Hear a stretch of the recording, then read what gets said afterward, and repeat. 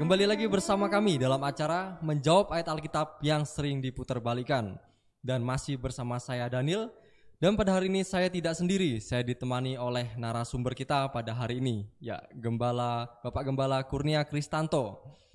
Dan pada kesempatan kali ini kami akan membahas dari satu ayat yang tentunya sangat kontroversial, karena ayat ini begitu banyak disalahartikan oleh orang-orang di luar sana. Dari 1 Korintus pasal yang ke-8 ayat yang ke-6 yang berbunyi, namun bagi kita hanya ada satu Allah saja, yaitu Bapa, yang daripadanya berasal dari segala sesuatu dan yang untuk Dia kita hidup. Dan satu Tuhan saja, yaitu Yesus Kristus, yang olehnya segala sesuatu telah dijadikan dan yang karena Dia kita hidup. Ya, dari ayat ini menimbulkan banyak pertanyaan gitu bagi orang-orang di luar sana, sehingga mereka memahaminya bahwa yang disebut Allah itu hanyalah Bapa saja, sedangkan Yesus Kristus hanya Tuhan. Dan kalau memang ayat ini benar mengatakan seperti itu, berarti ayat ini tentu bertentangan gitu dengan konsep ketritunggalan Allah. Ya, itu bagaimana penjelasannya Pak Kurnia? Ya, baik ya Saudara Daniel dan pemirsa. Di 1 Korintus pasal 8 ayat 6 ini menyatakan bahwa Bapa adalah Allah dan Yesus Kristus itu dinyatakan sebagai Tuhan. Nah, kalau disimpulkan bahwa Yesus itu bukan Allah, tentu salah pembelajaran Alkitab yang demikian. Kita mempercayai Allah Tritunggal diajarkan di dalam Alkitab itu karena kita membaca dari Kejadian sampai Wahyu, kita mendapatkan satu pribadi yang disebut Bapa dan Dia adalah Allah. Dan juga kita membaca pribadi yang disebut Firman, Putra, itu juga disebut Allah. Dan kita juga membaca pribadi yang disebut Roh Kudus dan Dia juga adalah Allah. Dan ketiganya adalah Esa. Maka kita mendapatkan dari kesimpulan dari Alkitab bahwa Allah itu Tritunggal, dan Rasul Yohanes juga menuliskan di 1 Yohanes 5 ayat 7 ada 3 yang memberi kesaksian di surga, Bapa, Putra dan Roh Kudus, dan ketiganya adalah satu. Maka kita menyebutnya Tritunggal. Dan 1 Korintus pasal 8 ayat 6 ini justru menunjukkan bahwa ada kesetaraan di dalam pribadi Tritunggal. Jadi ada Bapa adalah Allah dan Yesus itu adalah Tuhan. Panggilan Allah dan Tuhan ini adalah panggilan yang setara, yang sama. Kalau kita membaca di bagian lain, itu Bapa itu juga disebutkan sebagai Tuhan. Nah, misalnya di dalam Matius pasal 11 ayat 25. Matius pasal yang 11 ayat yang ke-25.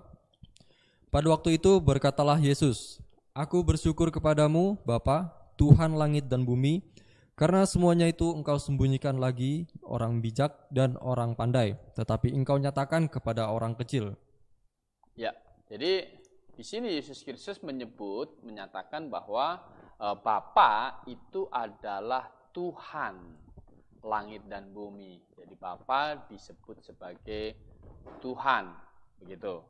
Dan kalau kita membaca kembali di 2 Korintus pasal 6 ayat 18. 2 Korintus pasal yang ke-6 ayat yang ke-18. Dan aku akan menjadi bapamu, dan kamu akan menjadi anak-anakku laki-laki, dan anak-anakku perempuan. Demikianlah firman Tuhan yang Maha Kuasa. Ya, di sini aku akan menjadi bapamu. Jadi aku akan menjadi bapakmu, dan Bapa yang ini juga dikatakan sebagai yang berkata-kata ini sebagai dengan Tuhan. Jadi firman Tuhan. Jadi Bapa itu adalah juga disebut Tuhan, seperti itu. Jadi di 1 Korintus 8 ayat 6 itu kita mendapatkan satu pembuktian bahwa pribadi Bapa itu disebut Allah. Begitu, dan di tempat lain itu disebut sebagai Tuhan juga. Artinya Bapa dan Allah dan Tuhan itu adalah panggilan yang setara, begitu. Nah, kalau kita melihat Yesus Kristus di 1 Korintus 8 ayat 6 itu disebut Tuhan. Dan kita membaca di tempat lain, di bagian lain, Yesus Kristus itu juga disebutkan sebagai Allah. Kalau membaca di Roma pasal 9 ayat yang ke-5. Roma pasal 9 ayat yang ke-5.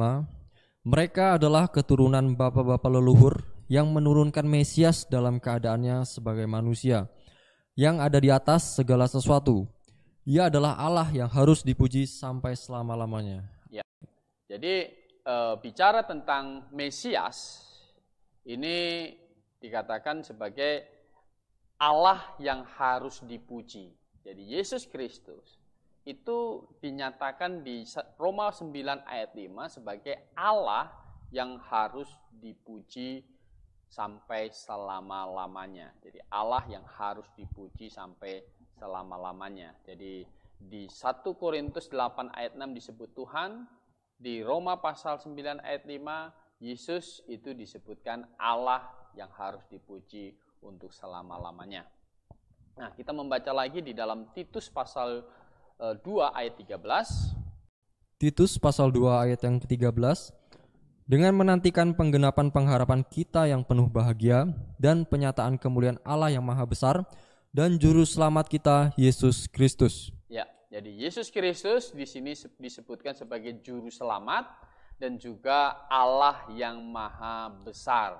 Jadi juru selamat dan juga Allah yang maha besar. Satu ayat lagi yang menyatakan bahwa Yesus ini dinyatakan sebagai Allah. Kisah Rasul 20 ayat 28. Kisah Rasul pasal yang ke-20 ayat yang ke-28. Karena itu jagalah dirimu dan jagalah seluruh kawanan, karena kamulah yang ditetapkan Roh Kudus menjadi pemilik untuk menggembalakan jemaat Allah yang diperolehnya dengan darahnya sendiri. Ya.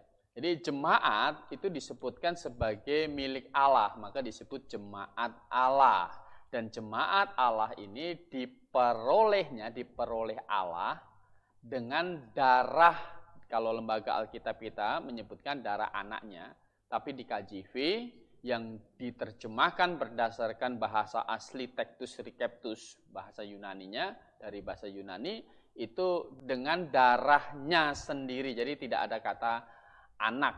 Nah, jadi jemaat Allah yang diperoleh Allah dengan darahnya, dan ini merujuk kepada Yesus Kristus yang mati di atas kayu salib bagi dosa semua manusia.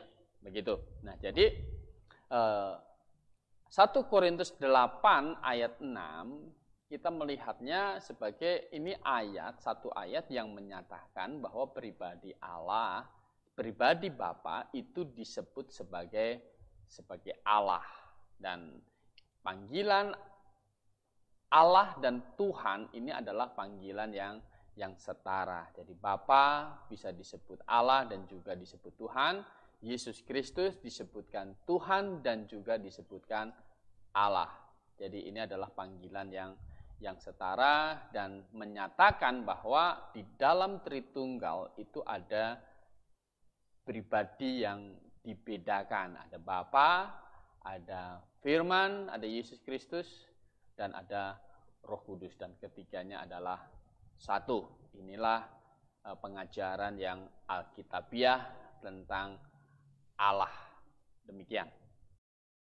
Ya, demikian penjelasan dari 1 Korintus pasal yang ke-8 ayat yang ke-6 yang telah disampaikan oleh Bapak Gembala Kurnia Kristanto. Sekiranya dari penjelasan yang telah disampaikan tadi, itu semua dapat membuat kita lebih memahami tentang kebenaran firman Tuhan dengan benar. Demikian dari kami ucapkan terima kasih. Maranatha. Maranatha.